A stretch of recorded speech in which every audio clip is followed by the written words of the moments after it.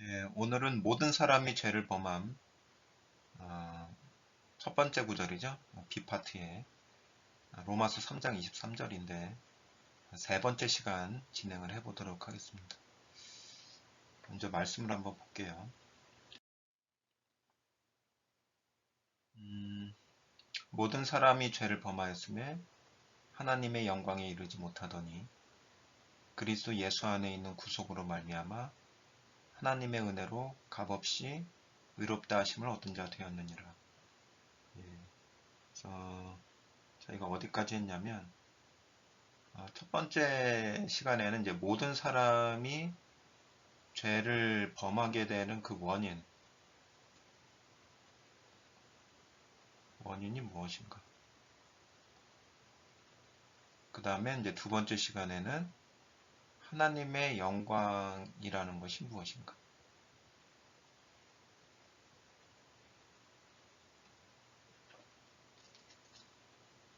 그래서 오늘은 요게 이제 두 가지 좀 이제 플러스 되는 거죠. 여기까지 해서 23절 자체가 이제 전체가 이제 설명이 돼야 될 것 같아요. 그래서 모든 사람이 죄를 범한 결과, 이거는 다시 얘기하면 더 근본적으로는 죄가 모든 사람 속에, 모든 사람이니까 각 사람이죠. 각 사람 속에 들어간 결과 하나님의 영광에 이르지 못한다. 과연 이게 뭔가? 예, 이것을 이제 우리가 이제 죄라는 것과 근본적인 원인인 죄하고 하나님의 영광을 좀 정리를 했으니까 이제 23절 전체를 해석을 할 수 있을 것 같아요. 예. 전체 이제 도표, 예, 해석 도표를 이제 보면은 첫 번째 시간에 했던 게 이제 모든 사람이 죄를 범하게 된 원인. 여기다가 하나를 더 써줄 수가 있겠죠. 죄라는 것이 사람 속에 들어갔기 때문에 모든 사람이 죄를 범하게 된다. 그 다음에 이제 하나님의 영광에 이르지 못한다라는 요것을 설명하기 위해서 첫 번째, 두 번째 시간에서 하나님의 영광이 무엇인가라는 것을 다뤘어요. 그러면 이제 하나님의 영광에 이르지 못한다는 게 도대체 뭐냐라는 것을 이번 시간에 다루게 되는 거죠.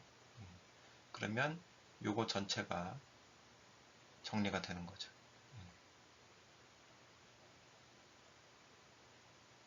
그러고 나면 하나님의 영광에 이르기 위해서는, 하나님의 영광에 이르기 위해서는 어떤 일이 필요한지, 무엇이 필요한지를 알 수 있게 되어지는 거죠. 이제 그것이 요 파트가 되는 거죠.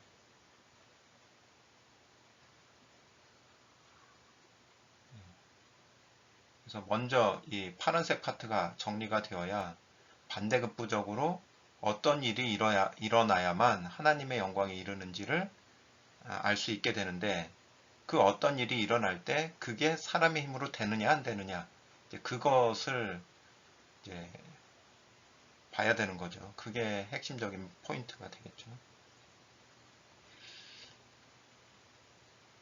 그래서 지난 시간에 했던 하나님의 영광에 대한 부분을 간단하게 좀 정리를 해보고 하나님의 영광이 이르지 못한다는 게 무엇인지를 구체적으로 다뤄보도록 하겠습니다.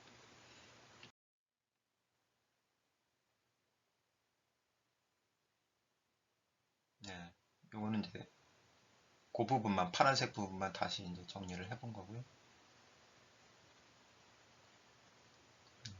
이 부분, 하나님의 영광에 이르지 못한다는 게 과연 무엇인지,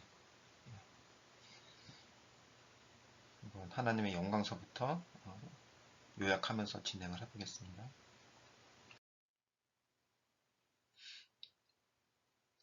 하나님의 영광은 기본적으로 이제 출애굽기 33장 18절에서 19절을 보면은 근본 개념을 이해할 수가 있게 되죠. 모세가 가로되 원컨대 주의 영광을 내게 보이소서. 여호와께서 가라사대 내가 나의 모든 선한 형상을 내 앞으로 지나게 하고 여호와의 이름을 내 앞에 반포하리라. 나는 은혜 줄 자에게 은혜를 주고 긍휼히 여길 자에게 긍휼을 베푸느니라. 그래서 여기서의 개념은 영광이라는 것은 결국에는 형상이다.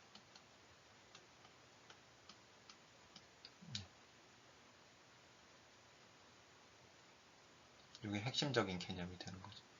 그래서 영광이란 단어가 나올 때마다 무엇으로 볼 수 있어야 된다? 아, 이게 형상을 이야기하는 거구나 라는 것을 생각할 수 있어야 되는 거죠. 예. 그리고 이제 고린도후서 4장 4절을 보면 그 중에 이 세상 신이 믿지 아니하는 자들의 마음을 혼미케 하여 그리스도의 영광의 복음의 광채가 비치지 못하게 함이니 그리스도는 하나님의 형상이니라. 그래서 여기를 먼저 한번 보죠. 그리스도는 하나님의 형상이다. 그러면은 이건 뭐예요? 그리스도가 하나님의 형상이란 얘기고, 다시 이야기하면 하나님의 영광이란 얘기죠. 그러니까 영광이라는 그 의미가 추상적인 그런 게 아니다라는 거죠. 그리스도라는 그 실체가 바로 하나님의 영광. 왜? 하나님의 형상이기 때문에. 같은 하나님의 형상이잖아요. 그죠? 그래서 어떻게 그러면은 이 하나님의 형상이 전달이 되느냐라고 봤을 때는 그것이 바로 복음을 통해서 전달된다고 이야기를 하고 있는 거예요. 그러니까 복음을 전한다는 얘기는 고린도 후서에서 이야기하는 복음을 전한다는 얘기는 바로 하나님의 형상을 전달하는 것을 이야기를 하는 거예요. 어떻게 그렇게 되느냐면, 자, 여기 보면 그리스도의 영광의 복음의 광채 이렇게 돼 있잖아요. 그럼 이 영광을 형상이라고 바꿀 수 있죠. 그러면 이제 복음의 빛, 그죠? 복음의 빛이 전달이 되는 것은 그 속에 무엇을 소유를 하겠냐면은 그리스도의 형상을 가지고 있다.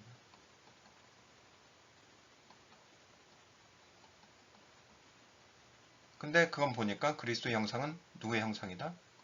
하나님의 형상이다.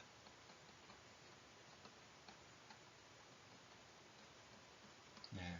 그래서 이 관점에서 보면 결국엔 복음을 전한다는 것은 이 소리를 통해서 그리스도의 형상과 하나님의 형상을 전하는 것을 이야기를 해주는 거죠. 그것은 뭐예요? 혈과 육의 형상을 가지고 있는 사람이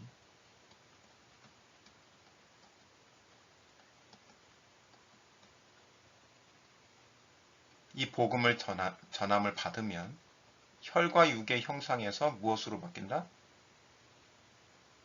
하나님의 형상으로 바뀌는 거죠. 예, 형상이 바뀌는 것을 얘기를 합니다.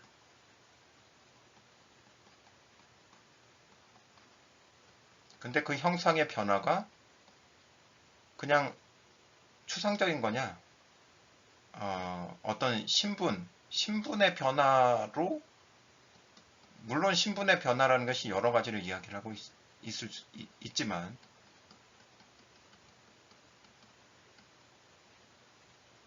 막연히 존재는 그대로 있는데 신분만 변화된 상태인가, 이러한 것들을 좀 생각을 해봐야 돼요. 그래서 이 형상의 변화, 구체적인 그 형상의 변화에 초점을 맞춰서 지금 말씀을 드리고 있는 겁니다.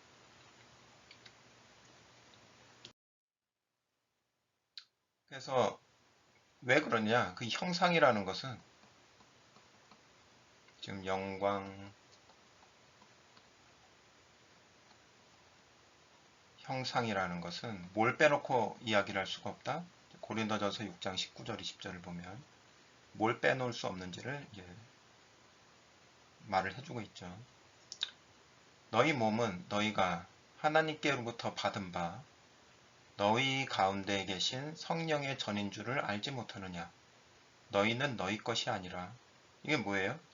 여기엔 뭐가 포함이 돼? 너희 몸은 너희 몸이 아니다. 너희의 몸이 아니다. 값으로 산 것이 되었으니 그런즉 너희 몸으로 하나님께 영광을 돌리라.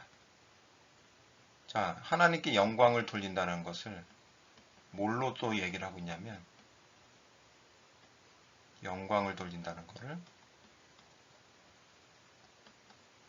몸을 드리는 것을 영광을 드리는 걸로 얘기를 해주고 있어요. 그러면 이 영광이라는 것이 형상인데 형상은 이 추상적인 거 개념이 아니라 실질적으로 몸을 얘기를 해주고 있다는 얘기죠. 이걸 빼놓을 수가 없는 거예요. 그러니까 형상이 바뀐다라는 게 뭐예요? 그러면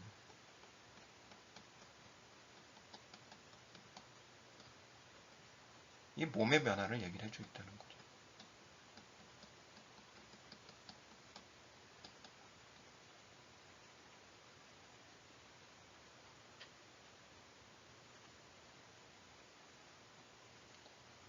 예. 그러니까 예수님을 믿은 후에 뭐가 변했느냐? 예수 그리스도를 믿은 후 무엇이 변화했는가?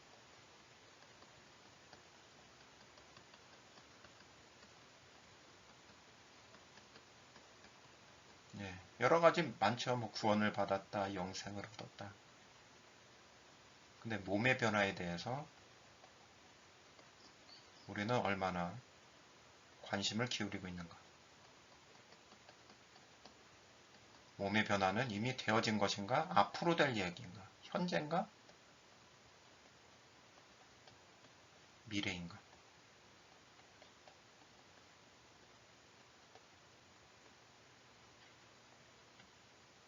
네, 이런 부분들이 로마서 3장 23절, 24절을 통해서 완벽하게 정리가 되어야 됩니다. 그래서 성경을 보니까 영광, 형상, 몸을 같은 맥락에서 이야기를 하고 있다 이거죠.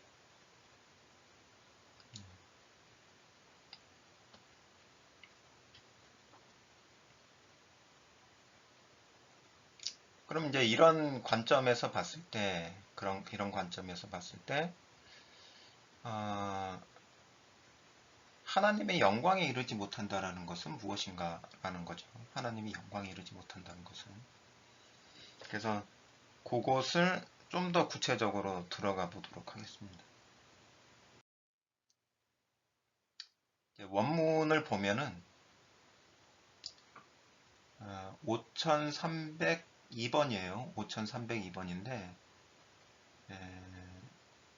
이건 이제 변형되어 있는 거고 휘스테룬타이, 휘스테룬타이 이렇게 변형된 형태가 이렇게 되어 있고 원형은 뭐냐면 휘스테레오입니다. 휘스테레오.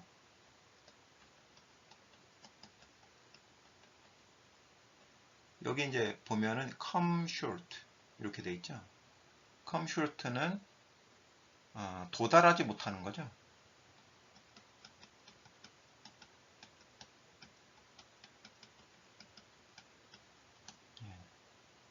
come late은 늦게 오는 거고 도달하지 못하는 거.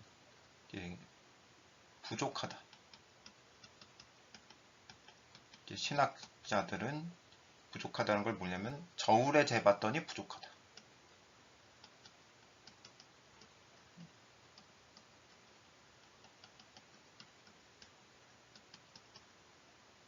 부족하다.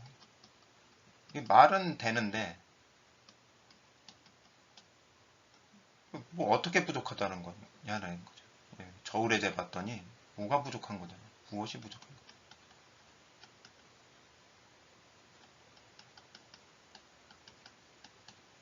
구체적으로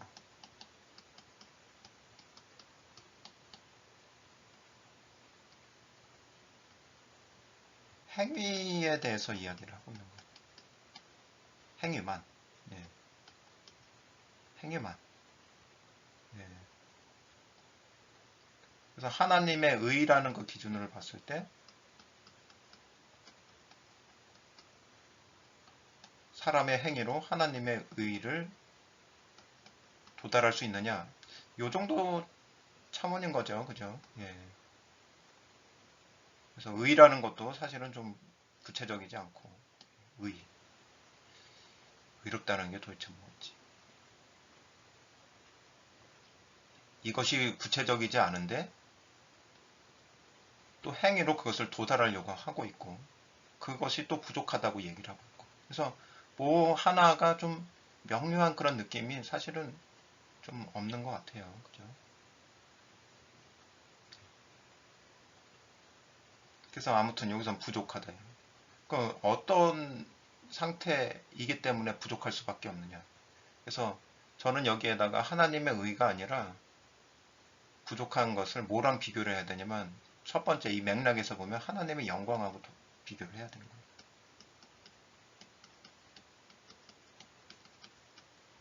하나님의 영광이라는 곳과 이거를 비교를 해야 되는 거죠. 거기에 도달하지 못하고 있는 그 상태가 뭐냐.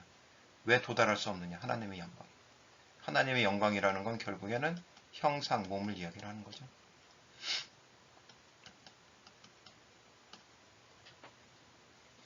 그래서 그걸 이야기하기 위해서는 죄라는 것을 또 빼놓고 이야기를 할 수가 없는 거죠.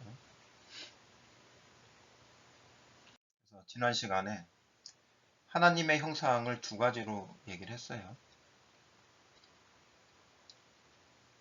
겉은 하나님의 형상인데, 그저 첫아담 이야기하면서.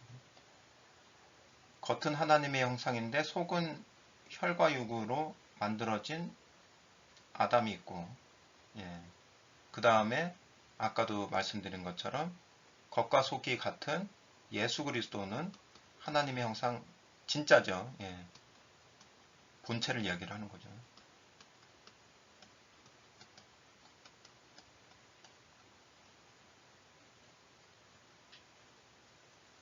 그래서 이게 만들어진 상태예요. 첫 아담이 만들어진 상태. 그래서 이걸 산 목숨이라고 했죠. 영이 아니라.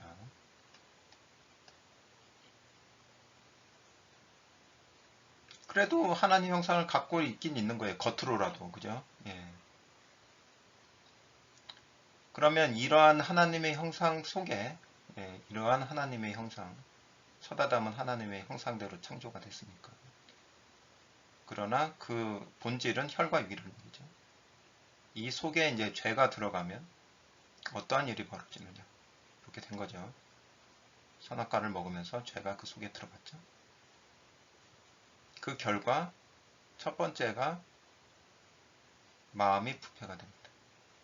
두 번째는 몸이 부패가 된다. 부패된다는 얘기는 썩는다는 얘기고 죽는다는 얘기죠. 죽는다는 얘기는 뭐예요? 몸이라는 것이 바로 이거죠. 하나님의 형상. 겉으로라도 가지고 있는 하나님의 형상이 몸인데 이게 썩어요. 그리고 죽어요. 이건 뭐예요? 하나님의 형상이 파괴가 되는 거죠. 그래서 하나님의 영광에 이르기에 부족하다는 것은 첫 번째는 마음이 부패를 하고 두 번째는 몸이 부패를 해서 그나마 가지고 있었던 하나님의 형상이 파괴가 된다는 얘기예요. 그래서 몸이 없어지는 거예요.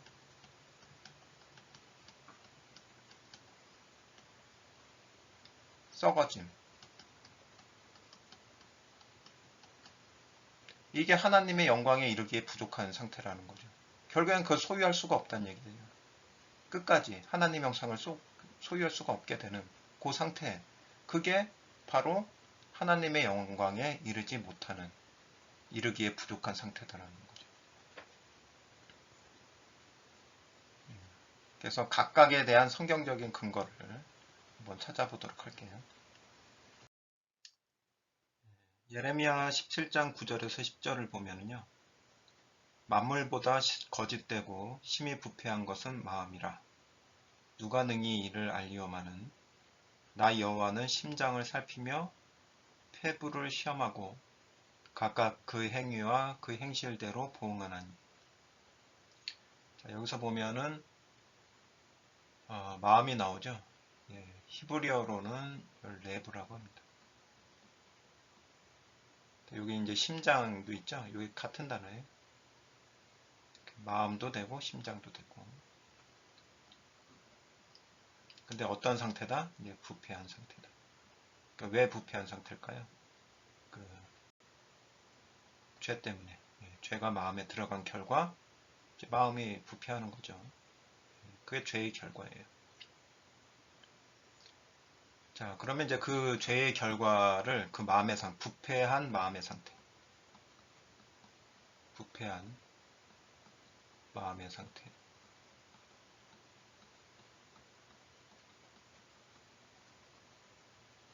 예, 일부 뭐 특정한 사람만 부패한 상태가 아니라 모든 사람이 그렇다는 얘기죠. 예, 그 상태를 구체적으로 이제 드러낸 곳이 이제 갈라디아서입니다. 갈라디아서를 볼게요. 예, 갈라디아서 5장 19절에서 21절을 보겠습니다. 육체의 일은 현저하니 곧 음행과 더러운 것과 호색과 한번 표시해 볼까요? 자, 음행, 더러운 것, 호색, 우상 숭배, 술수, 원수 맺는 것, 분쟁, 시기, 분냄, 당짓는 것, 불리함, 이단, 투기, 술취함, 방탕함, 또 그와 같은 것들이라. 예, 등등. 전에 너희에게 경계한 것 같이 경계하노니 이런 일을 하는 자들은 하나님의 나라를 유업으로 받지 못할 것이요. 그래서 보통 이제 이걸 보면 이런 것들을 행동, 여기 육체 일이니까 어떤 헬라어로는 에르곤이란 말이에요. 어떤 일, 행동. 그러니까 이게 겉으로 드러난 것만 이렇게 행위에 대해서만 생각하기가 쉬운데 사실 행동이라는 것은 뭐가 나오는 거예요? 마음에 있는 게 행동으로 나오는 거잖아요. 예. 그래서 이거에 대한 정확한 설명이 어디 나오냐면은 마태복음 15장에 나오죠. 예, 15장. 예, 마음에 가득한 것이 입으로 나온다. 예, 입으로만 나오나요? 행동으로도 나오죠. 예, 그래서 마음에 가득한 것들이 이거예요. 누구는 육체, 혈과 육의 존재들의 마음에는 이런 것들이 가득 차 있단 말이에요.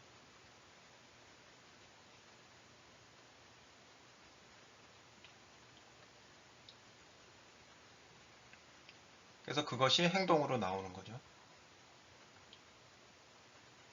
이게 바로 부패한 상태다. 마음의 부패한 상태다.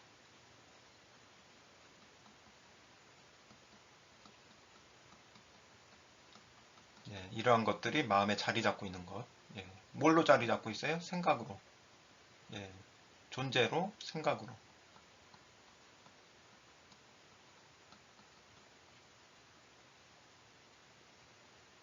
이제 요게 이제 마음의 부패의 상태를 성경에서 설명을 해주고 있는 거고요. 그 다음에 몸의 부패에 대해서 또 생각을 해보겠습니다. 말씀을 볼게요. 창세기 5장 3절에서 5절을 보면요. 이제 첫 아담부터 한번 생각을 해봐야 되겠죠. 첫 아담은 어떠한 결과를 맞았는지. 아담이 130세에 자기 모양, 곧 자기 형상과 같은 아들을 낳아 이름을 셋이라 하였고, 예, 낳았어요. 자식을.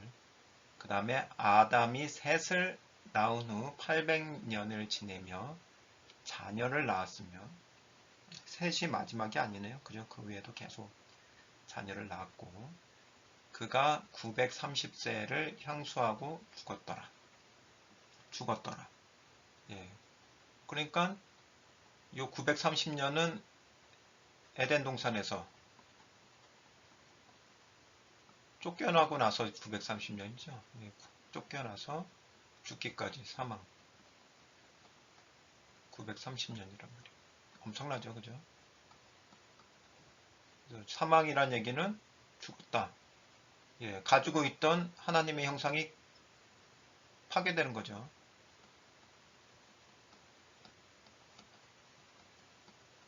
껍데기인.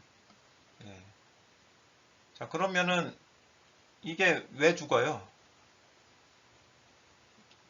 에덴 동산 안에서 죄가 속에 들어간, 아담 속에 죄가 속에 들어간 그 결과로 930년 후에 죽는 거예요. 그래서 어떻게 보면은 이게 930년이라는 것이 이렇게 중간에 끼어들어서 있으니까 이 사망이라는 게 이 죄하고는 꼭 상관이 없는 것처럼 보일 수가 있는데 실제로 이 사망은 실질적인 죽음이죠. 실질적인 죽음, 사망은 이 죄의 결과로 나타나는 거예요. 뛰어넘어서. 그러면 이 930년은 산자의 세월일까요? 죽은 자의 세월일까요? 성경에서는 이거를 죽은 자의 세월이라고 그래요. 하루도 안 되죠. 산자의 세월이 아닌 거죠. 죽은 자의 세월로 그냥 압축을 시켜버립니다.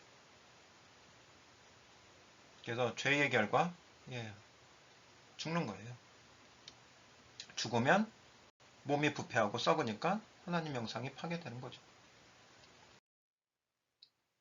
그래서 그 내용을 압축해서 로마서 6장 23절에서는 이렇게 얘기를 하고 있죠. 죄의 싹슨, 죄의 결과는, 죄의 대가는 사망이다. 단적으로 바로 연결시키고 있는 거죠. 하나님의 은사는 반대 측면이죠. 하나님의 은사는, 하나님의 선물, 하나님의 은사는 그리스도 예수 우리 주 안에 있는 영생이니라. 그래서 그리스도 예수 우리 주 안에 들어가야만 죄가 없어지고, 영생이라는 건 뭐예요? 바로 생명인데, 생명을 얻었다는 것은 썩지 않는, 이 생명을 얻었다는 얘기는 썩지 않는 하나님의 형상, 하나님의 몸을 소유했다는 걸 말하죠. 누굴 통해서? 우리 주 예수 그리스도를 통해서. 예수 그리스도가 하나님의 형상입니다.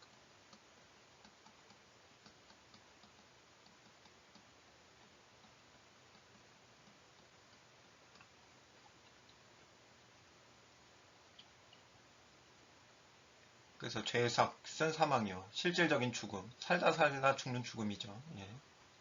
그 다음에 히브리서 9장 27절에서도 한 번 죽는 것은 사람에게 정하신 것이요. 왜요? 모든 사람이 죄를 지었기 때문에. 모든 사람 속에 죄가 들어가 있기 때문에 죽는단 말이에요. 정해진 거란 말이에요.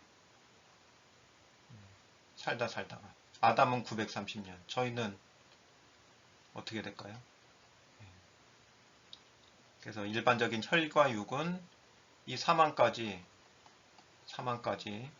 100년이 될 수도 있고 30년이 될 수도 있고 60년이 될 수도 있고, 그렇지만 결국에는 사망에 이른다는 얘기는 하나님의 형상이 파괴된다. 몸이 썩는 것을 얘기를 하는 거죠. 몸의 썩음.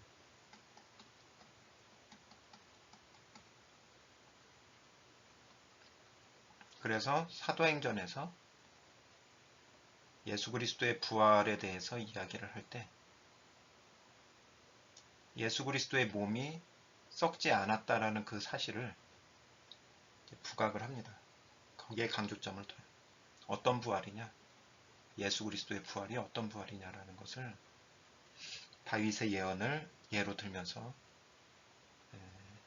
이 몸이 썩지 않는다라는 그 사실을 명확하게 해줍니다. 그래서 그 의미가, 왜 예수 그리스도에게는 죄가 들어갔는데도 썩음을 당치 않고 그 몸을 보존하고 있느냐, 이 몸이 보존되느냐, 라는 그것은 뭐 때문에 그런 걸까요? 결국에는 그 썩지 않는 몸이 우리에게 전수되어야만 하기 때문에 그런 거죠.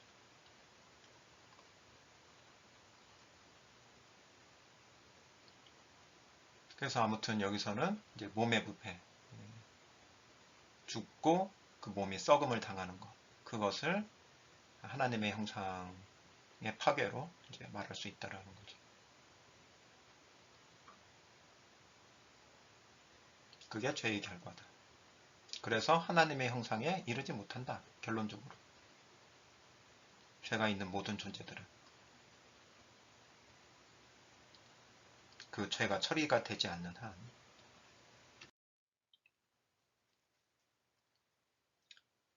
자, 그래서 첫 정리를 해보면은요. 첫 아담 속에 죄가 들어간 결과.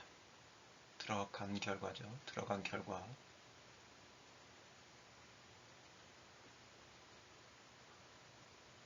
원래 이제 창조된 상태가 이런 상태였는데 혈과 육으로 창조가 된 거죠. 겉은 하나님의 형상이지만.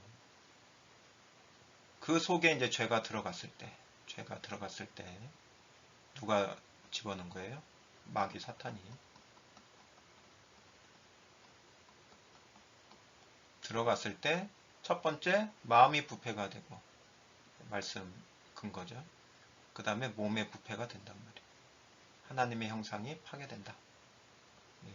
아담도 그랬고 그 위에 나오는 모든 사람들이 그렇게 된다. 그게 아담 속에 죄가 들어간 결과. 그리고 그렇게 이러한 결과들을 이제 나타나지게 된다는 거죠. 자, 그러면 이제 이 상태에서 한번 생각을 해보죠. 요게 바로 하나님의 영광에 이르지 못하는 상태죠.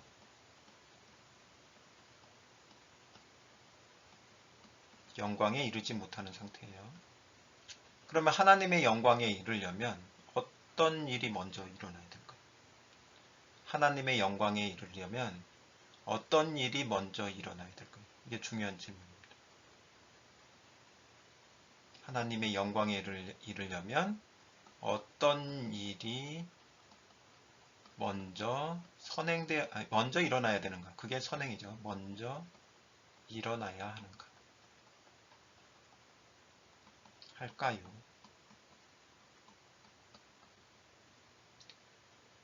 자, 이 마음이 부패된 상태, 몸이 부패된 상태를 가지고 하나님의 영광을, 하나님의 형상을 받을 수 있을까요?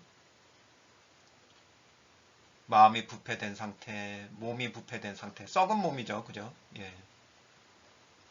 죽을 수밖에 없는 몸이죠. 이것을 가지고 있는 상태에서, 이것을 가지고 있는 상태에서 하나님의 영광, 진짜 하나님의 영광을 받아들일 수가 있을까요? 성경에서는 없다고 이야기를 하고 있습니다. 그게 고린도전서를 보면 나와 있어요. 고린도전서 15장 49절에서 50절까지를 볼게요.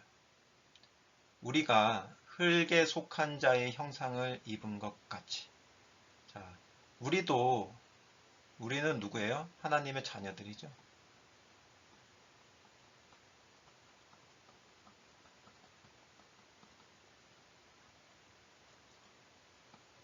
에베소서 1장 4절을 보면은요. 우리는 창세전에 이미 그리스도 안에서 하나님의 자녀들이었어요. 그러니까 그냥 혈과 육에 속한 자들이 이 땅에서 두 종류의 출생이 이루어지는 거죠. 이 땅에. 여기를 이제 세상이라고 보면 혈과 육으로서 그냥 진짜 혈과 육으로서 본질이 혈과 육으로서 태어나는 자들이 있고 사람 하나님의 자녀인데 창세전에 하나님의 자녀인데 하나님의 아들들인데 혈과 육 속에 태어나는 자들이 있고 그렇다는 거예요. 예. 여기도 이제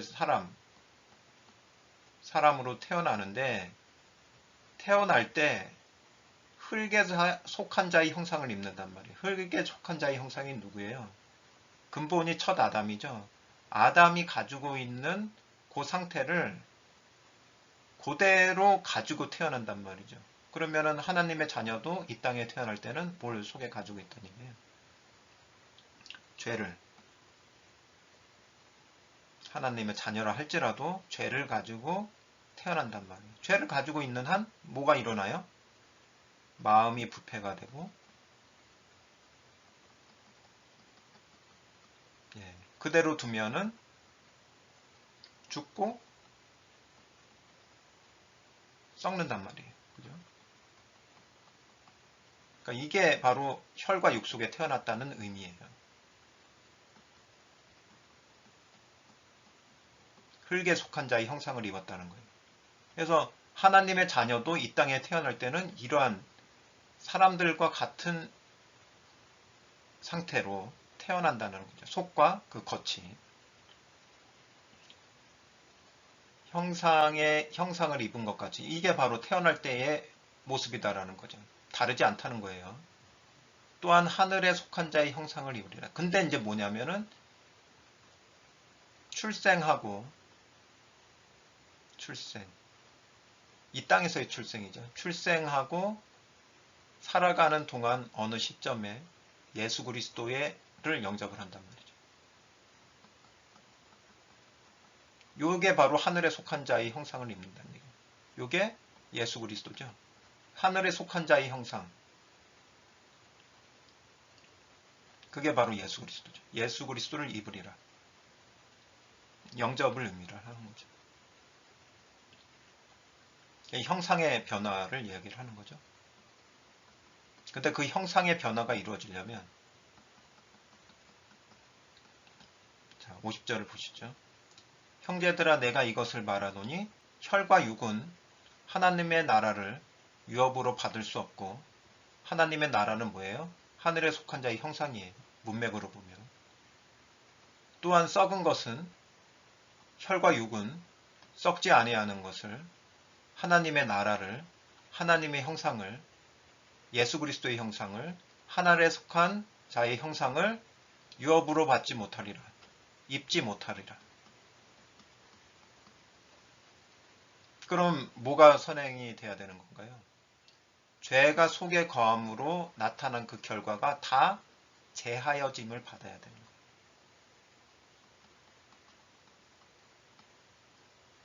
그럼 뭐예요? 마음이 부패된 마음이 제거돼야 되는 거예요. 부패된 마음. 썩을 수밖에 없는 몸이 없어져야 되는 거예요. 이것을 죄사함이라고 합니다. 이게 먼저 일어나야 돼요. 썩은 거죠. 그죠? 썩은 마음, 썩은 몸, 이거는 썩지 아니한 것을 유업으로 받지 못해요. 그러면은 이게 먼저 썩은 것이 없어져야죠. 그래야지 썩지 아니하는 하나님의 형상을 받을 수가 있는 거죠.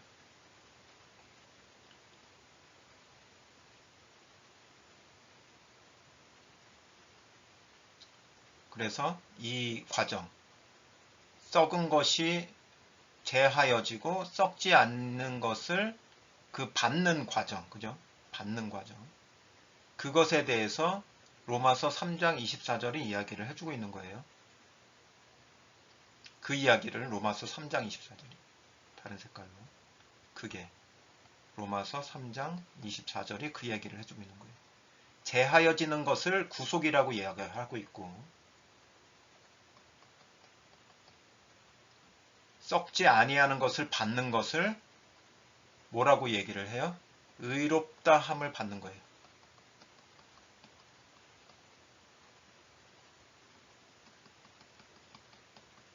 네. 그거를 구분해서 생각할 수 있어야 됩니다. 먼저는 썩는 것, 썩은 것이 없어지고 그 다음에서야 썩지 아니하는 것을 받을 수가 있게 되어지는 거예요. 그래서 그 구체적인 이야기는, 구체적인 사항들은 이제 로마서 3장 24절로 연결하면서 하나씩 또 설명을 드리도록 하겠습니다. 오늘은 여기까지 해서 말씀을 마무리를 하고요. 그러니까 여기까지 해서 로마서 3장 23절이 이제 정리가 된 거죠. 이제 로마서 3장 24절을 통해서 우리가 받은 그 죄사함의 본질이 무엇이고 의롭다함의 그 본질이 무엇인지를 또 구체적으로 알아가는 시간, 그러한 은혜의 시간이 또 같이 나누어 보도록 하겠습니다. 여기까지 들어주시느라 감사드리고요. 다음 시간에 또 찾아뵙도록 하겠습니다. 감사합니다.